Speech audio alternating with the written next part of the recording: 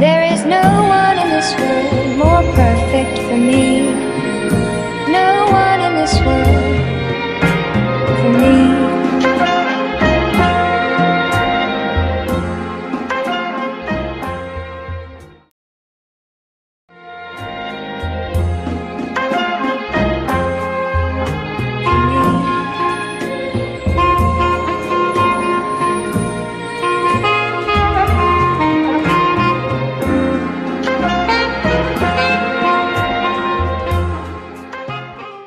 Je m'appelle Sébastien Destremaux.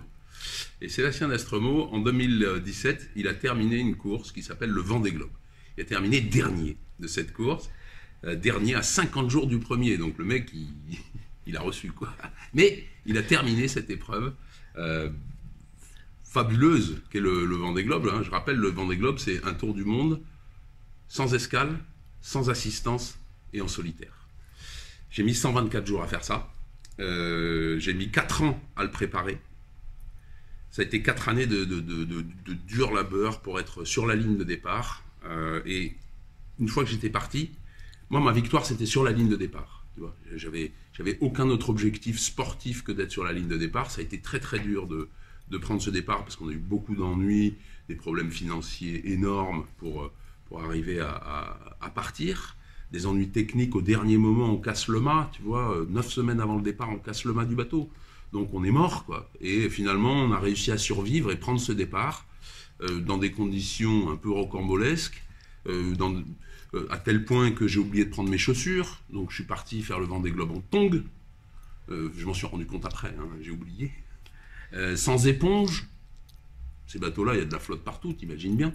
Donc sans éponge pour éponger le bateau. Donc j'ai fait le Vendée Globe en épongeant mon bateau avec des torchons. Mais tu vois, donc quand tu prends le départ du Vendée Globe avec un bateau qui n'est pas prêt, qui n'est pas terminé, que le directeur de course vient te voir quelques minutes avant que tu partes en te disant « Sébastien, tu fais le show aujourd'hui, tu fais un faux départ, tu reviens, tu finis de préparer ton bateau », c'est que tu n'es pas vraiment prêt.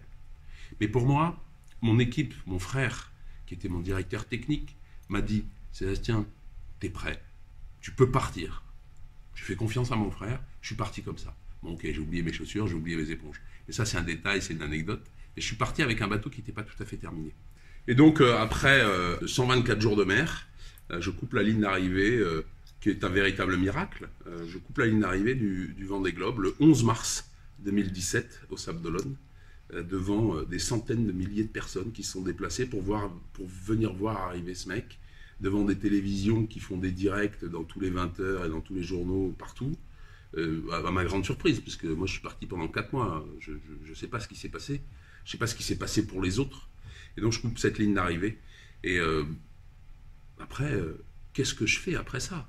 Qu'est-ce que je fais une fois que j'ai coupé cette ligne d'arrivée, et qu'il y a eu un tel brouhaha, un tel bruit médiatique autour de mon arrivée? J'avais envie d'écrire un livre en partant. J'ai la chance que mon histoire a plu à un éditeur. Cet éditeur, c'est XO Édition, qui m'a tout de suite signé pour raconter mon histoire.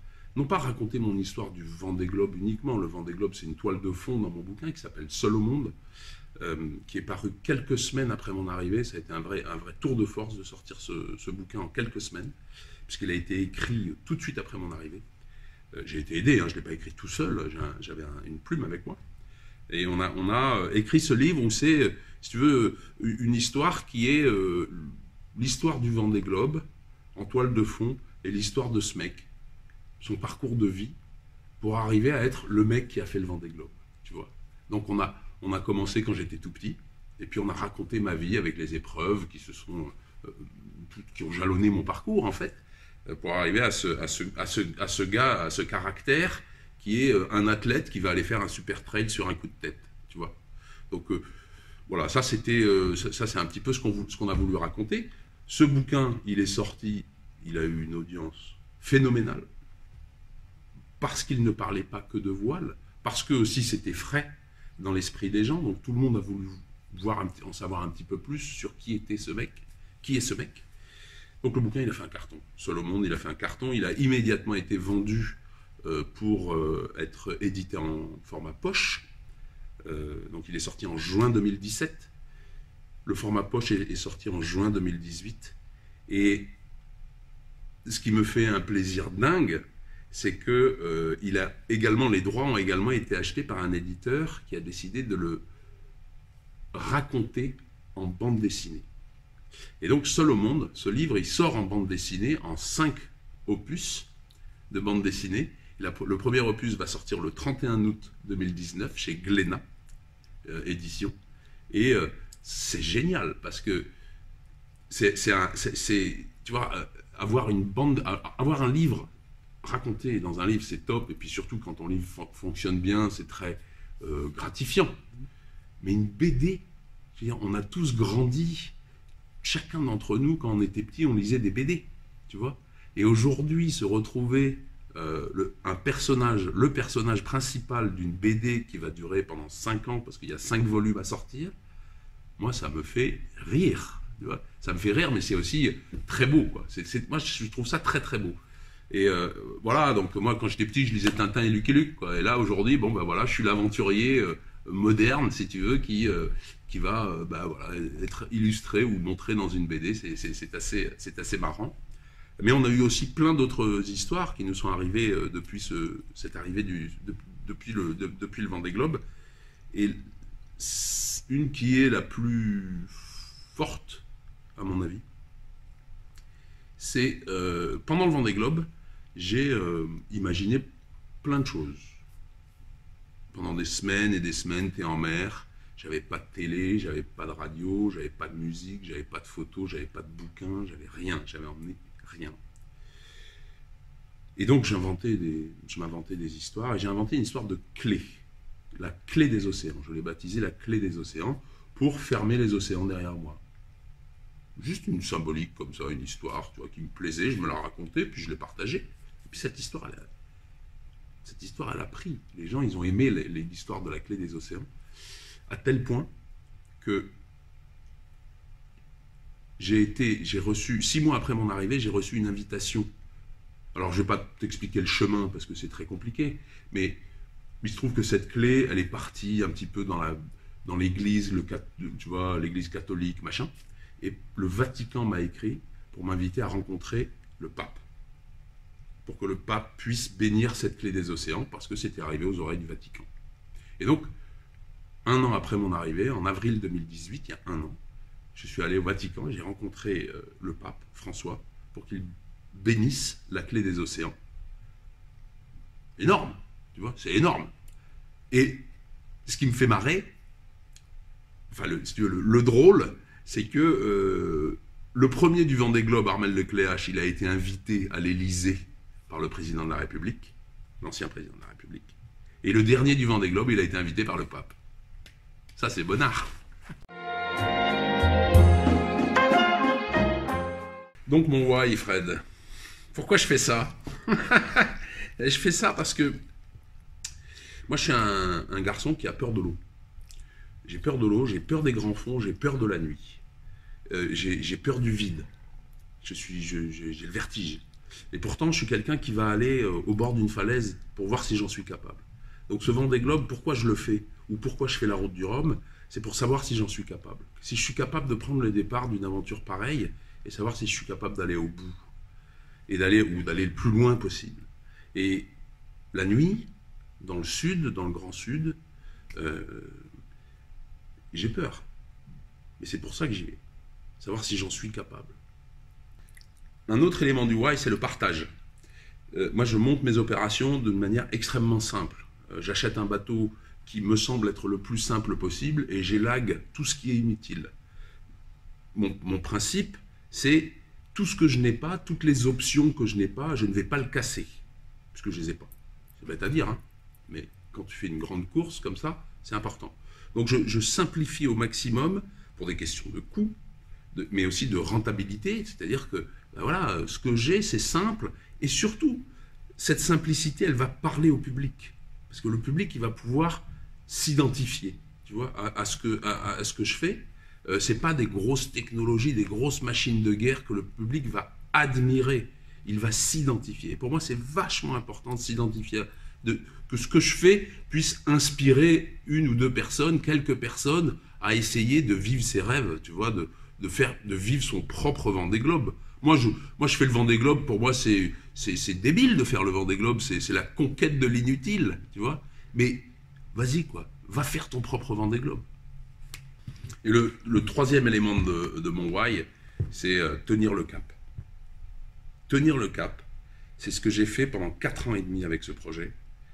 Tous les jours, je me suis levé avec une mission pour la journée, ou une mission pour la semaine, ou une mission pour le mois, ou une mission, tu vois. J'ai jamais pensé à me dire, 4 ans avant le départ, voilà l'énorme montagne que je dois gravir. Elle était immense, donc je me suis refusé à penser à ça. Et j'ai pensé tout le temps à pas à pas. On sait quel est l'objectif final. Je savais quel était l'objectif final. Et en tenant ce cap tous les jours, coûte que coûte, quels que soient les événements, que je casse mon mât, que je me brise les côtes, ou que je me retourne, ou que j'ai plus rien à manger pendant la course, ou que pendant la route du Rhum, il m'arrive plein d'autres choses, j'ai tenu le cap jusqu'au bout. Et tu vois, grâce à cette volonté de tenir le cap, ben, j'ai réussi à transformer une énorme défaite sportive en immense victoire personnelle.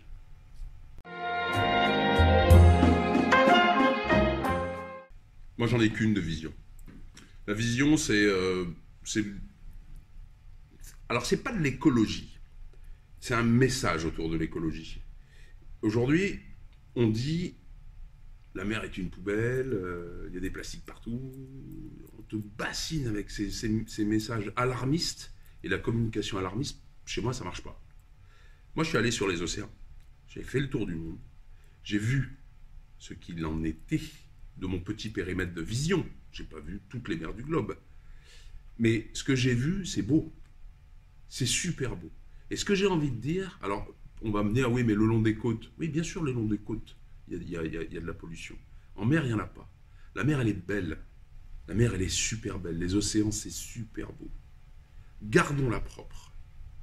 C'est beaucoup plus facile de garder quelque chose qu'on pense propre que nettoyer ce qu'on pense être une poubelle, alors que ça n'est pas une poubelle. Tu vois. Donc, moi, ma vision, c'est ça. C'est essayer de changer la manière de penser autour de l'écologie, plutôt que d'alarmer tout le temps. On n'y croit plus à ces messages alarmistes. Toute la journée, on nous bassine avec ça. Non, faisons dans le positif, faisons de la communication positive, tu vois, pour que les gens, ils se disent, non, mais la mer, elle est propre. Je vais pas balancer mon truc dedans. Elle est propre. Tu vois. Enfin, gardons-la propre. Tu vois ce que je veux dire? Voilà, ça, c'est ma vision. Ça, c'est vraiment le message que j'ai envie de faire passer pour ma prochaine aventure, qui, malgré la difficulté, je remets ça, je remets le couvert, tu vois. Donc, je repars pour le prochain Vendée Globe sur un bateau. Alors, je peux pas en dire beaucoup, je peux pas en dire trop aujourd'hui.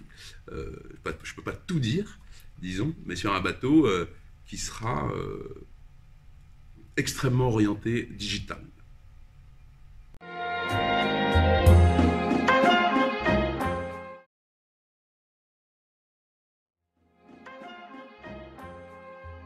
Alors, Beyond the Pitch, moi j'adore Beyond the Pitch. Je trouve qu'en fait, l'interaction avec Fred, ça permet de se poser des questions qu'on n'a pas forcément l'habitude de se poser. On n'est pas dans un pitch où on y va, on raconte son truc comme on l'a tout formaté dans la tête. Il vient, il nous challenge, il nous pousse un peu dans nos retranchements, à nous poser des vraies questions, que ce soit sur la vision et le pourquoi, et on n'est pas dans, on va dire, dans le pitch standard qu'on va retrouver à toutes les conférences. Et je ne suis pas en pitch VC, je ne suis pas en pitch startup. Là, je suis allée chercher au plus profond de moi et à me poser vraiment les questions aussi de ce que c'est que la boîte qu'on a fait et où est-ce qu'on veut aller. Donc voilà, je voulais un grand merci à Fred pour m'avoir accueilli dans Beyond the Pitch. Et j'espère qu'on en aura beaucoup et j'invite vraiment tout le monde à le faire.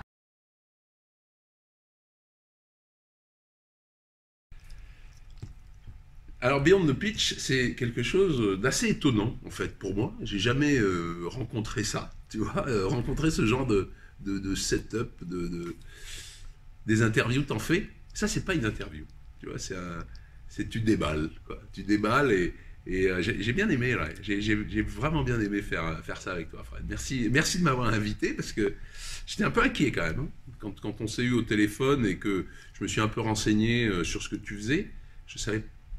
J'étais pas sûr d'être le bon numéro, tu vois. j'étais pas sûr que tu avais fait un bon casting en me choisissant, tu vois.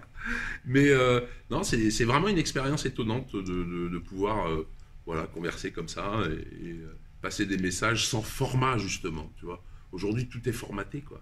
C'est vrai, hein. Tu vas faire une interview, on te briefe d'abord, on te briefe avant, on te briefe pendant, après, il faut que ça dure 30 secondes, paf, paf, les messages, ceci, cela. Là, c'est super.